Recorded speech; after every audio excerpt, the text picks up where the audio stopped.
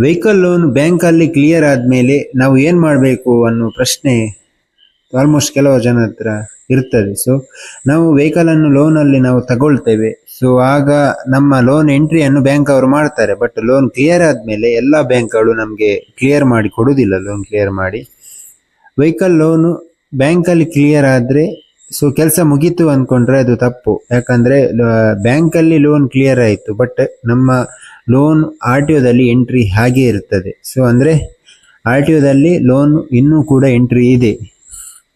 ಅದಕ್ಕೆ ನಾವು loan clear ಆದಮೇಲೆ ಬ್ಯಾಂಕಲ್ಲಿ ಕ್ಲಿಯರ್ ಆದಮೇಲೆ ಆರ್ ಟಿ ಒದಲ್ಲಿ ಕೂಡ ನಾವು ಕ್ಲಿಯರ್ ಮಾಡಬೇಕು.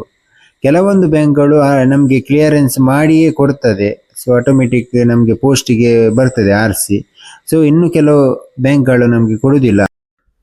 ಸೊ ಲೋನ್ ಕ್ಲಿಯರೆನ್ಸ್ ಮಾಡಿ ಕೊಡದಿದ್ರೆ ನಾವೇ ಲೋನ್ ಕ್ಲಿಯರೆನ್ಸ್ ಮಾಡಬೇಕು. ಆರ್ ಟಿ ಒದಲ್ಲಿ ಯಾವುದೆಲ್ಲ ಡಾಕ್ಯುಮೆಂಟ್ಸ್ ಅದಕ್ಕೆ ಬೇಕಂದ್ರೆ ಒರಿಜಿನಲ್ RC, ಅದೇ ರೀತಿಯಾಗಿ ಬ್ಯಾಂಕ್ ಅವರು NOC ಕೊಡ್ತಾರೆ, ಬ್ಯಾಂಕ್ ಲೆಟ್ರ್, ಅದೇ ರೀತಿಯಾಗಿ 35 2 ಫಾರ್ಮ್ ಕೊಡ್ತಾರೆ, ಅದು ಬೇಕು. ಮತ್ತೆ ಇನ್ಶೂರೆನ್ಸ್ ಕಾಪಿ ಬೇಕು, ಅದೇ ರೀತಿಯಾಗಿ ಎಮಿಷನ್ ಜೆರಾಕ್ಸ್ ಬೇಕು, emission testing xerox. So electric ಗಾಡಿಗೆ ಎಮಿಷನ್ ಟೆಸ್ಟಿಂಗ್ ಬೇಡ, ಸೊ ಬೇರೆ ಗಾಡಿಗೆಲ್ಲ ಬೇಕಾಗ್ತದೆ.